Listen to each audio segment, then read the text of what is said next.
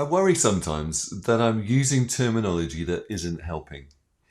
You see, I use the term CFO readiness, and it can give the impression that what I'm talking about is for senior finance professionals to enable them to polish themselves up for that last couple of steps to a CFO role.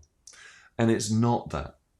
It's not just for senior finance leaders. It's for everyone in finance who wants faster, stronger career progression.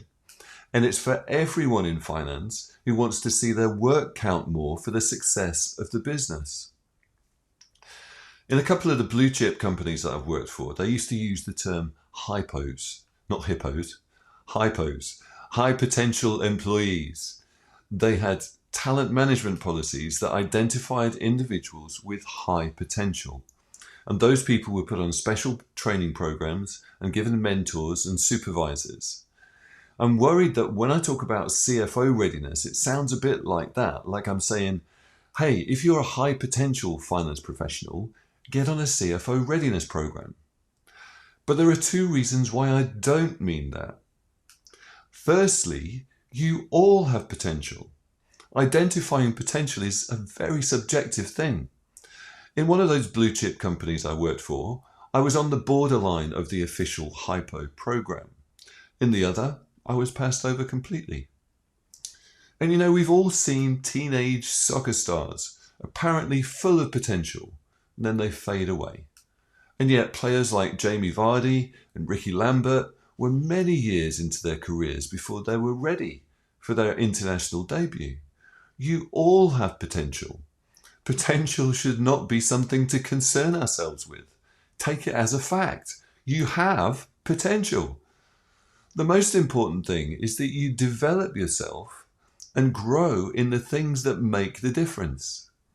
And that's why, secondly, I don't want you to think that CFO readiness is just for later in your career. You need to start building as early as you can. My concept of CFO readiness is something you can start building anytime, but most likely getting your full focus after your accounting qualification, because I've mapped out the development steps all the way from newly qualified accountant to CFO. One of the main reasons I use the term CFO readiness is to emphasize that the development journey after your accounting qualification is very different. Getting accountant ready is simply a matter of passing exams. Getting CFO ready is a matter of developing into a business leader, where a completely different mix of skills, habits, and behaviors are key. And there's a way that that can be built up. So I hope that gives you some encouragement. And please, when you hear the term CFO readiness, don't think of it as something for the future.